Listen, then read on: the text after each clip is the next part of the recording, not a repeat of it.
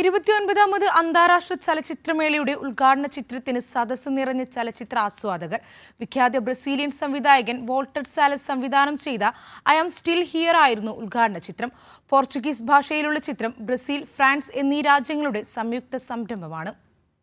1970കളുടെ തുടക്കത്തിൽ ബ്രസീലിൽ സൈനിക സ്വേച്ഛാധിപത്യത്തിന് കീഴിൽ ഞെരിഞ്ഞമരുന്ന കാലത്ത് നടന്ന സംഭവത്തിന്റെ ചലച്ചിത്രാവിഷ്കാരമാണ് ഐ ആം സ്റ്റിൽ ഹിയർ. വിമത രാഷ്ട്രീയ പ്രവർത്തകനായ ഭർത്താവിനെ കാണാതായതിനെ തുടർന്ന് ഭർത്താവിനെ അന്വേഷിച്ചിറങ്ങുന്ന 5 മക്കളുടെ അമ്മയായ യൂനിസ് പൈവയുടെ കാഴ്ചപ്പാടിലൂടെ ഒരു രാജ്യത്തിനേറ്റ മുറിവിന്റെ ആഴമാണ് സംവിധായകൻ വാൾട്ടർ സാലസ് ചിത്രത്തിലൂടെ പ്രേക്ഷകരിലേക്ക് എത്തിക്കുന്നത്. പ്രതിസന്ധിയിൽപ്പെട്ട കുടുംബത്തിന്റെ വേദനകളും നഷ്ടങ്ങളും അതിശക്തമായ ചലച്ചിത്ര ഭാഷയിൽ ആവിഷ്കരിച്ചിരിക്കുന്ന ചിത്രമാണ് ഐ ആം സ്റ്റിൽ ഹിയർ. ആഗോളതലത്തിലുള്ള നിരവധി പുരസ്കാരങ്ങളും അംഗീകാരങ്ങളും നേടിയ ചിത്രത്തിന് IFFK വേദിയിലും മികച്ച പ്രതികരണമാണ് ലഭിച്ചത്. ഉദ്ഘാടന ചിത്രമായ ഐ ആം സ്റ്റിൽ ഹിയർ ഉൾപ്പെടെ 11 സിനിമകളാണ് 6 തിയേറ്ററുകളിലായി ആദ്യ ദിനം പ്രദർശിപ്പിച്ചത്. കൈരളി ന്യൂസ്, തിരുവനന്തപുരം.